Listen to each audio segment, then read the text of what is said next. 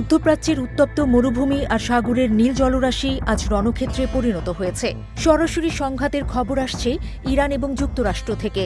মার্কিন নৌবাহিনীর দর্প চূর্ণ করে পারস্য উপসাগর থেকে পিছু হচ্ছে বিশ্বের অন্যতম শক্তিশালী বিমানবাহী রণতরী ইউএসএস আব্রাহাম লিঙ্কন। ইরানি বাহিনীর দাবি, তাদের ড্রোন ও মিসাইল হামলায় মারাত্মকভাবে ক্ষতিগ্রস্ত হয়েছে এই দানবীয় জাহাজটি।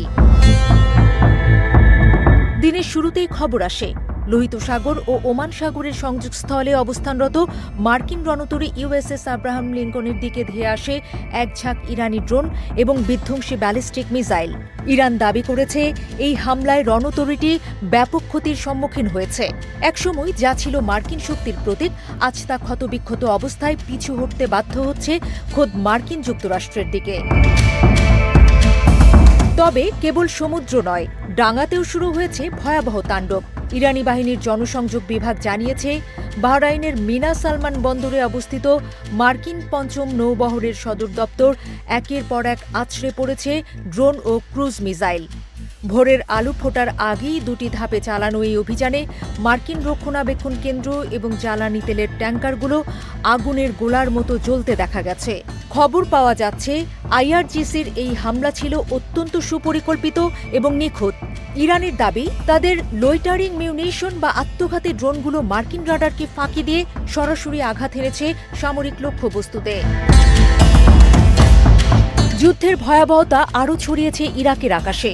ইরানের খাতাম আল আম্বিয়া সেন্ট্রাল হেডকোয়ার্টার্সের পক্ষ থেকে দাবি করা হয়েছে, পশ্চিম ইরাকের আকাশসীমায় একটি মার্কিন KC-135 এরিয়াল রিফুয়েলিং বিমানগুলোকে গুলি করে নামানো হয়েছে। আকাশপথে জ্বালানি সরবরাহের এই বিশাল বিমানটি আছড়ে পড়ার ফলে বিমানে থাকা সকল ক্রু সদস্য প্রাণ হারিয়েছেন বলে আশঙ্কা করা হচ্ছে।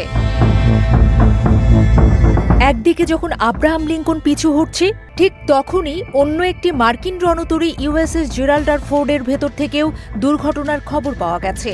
মার্কিন সেন্ট্রাল কমান্ড বা সেনকম জানিয়েছে, রণতরীটির লন্ড্রি এরিয়ায় ভয়াবহ আগুন লাগে। যদিও সেনকমের দাবি, এটি কোনো হামলা নয়, বরং যান্ত্রিক ত্রুটি। কিন্তু যুদ্ধের এই ডামাডোলে এমন ঘটনা মার্কিন শিবিরে চরম বিশৃঙ্খলা ও আতঙ্কের ইঙ্গিত দিচ্ছে। কেন এই ভয়াবহ আক্রমণ? ইরানের পক্ষ থেকে সাফ জানানো হয়েছে, মধ্যপ্রাচ্যে মার্কিন ও ইসরায়েলি আগ্রাসনের বিরুদ্ধে এটি তাদের চূড়ান্ত জবাব।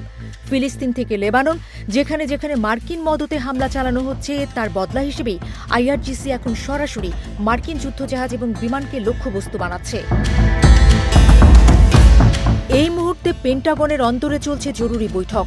একের পর এক সম্পদ হারানো এবং বিমানবাহী রণতরীর মতো সুরক্ষিত দুর্গে আঘাত আসায় বিশ্বজুড়ে মার্কিন সামরিক শ্রেষ্ঠত্ব আজ প্রশ্নের মুখে। আব্রাহাম লিঙ্কনের মতো রণতরীকে মাঝপথ থেকে সরিয়ে নেওয়া কি মার্কিন পিছু হটার সংকেত, নাকি বড় কোনো পাল্টা হামলার প্রস্তুতি? সেই আশঙ্কায় কাঁপছে বিশ্ববাজার। মধ্যপ্রাচ্যের আকাশ আজ বারুদের গন্ধে ভারী। ইরান স্পষ্ট করে দিয়েছে, তাদের ভূখণ্ড বা স্বার্থে আঘাত এলে কেউ রক্ষা পাবে না। এখন দেখার বিষয়, ওয়াশিংটন এই বিশাল ক্ষয়ক্ষতির পর শান্ত থাকে, নাকি মধ্যপ্রাচ্যের এই আগুন তৃতীয় বিশ্বযুদ্ধের দিকে মোড় নেয়।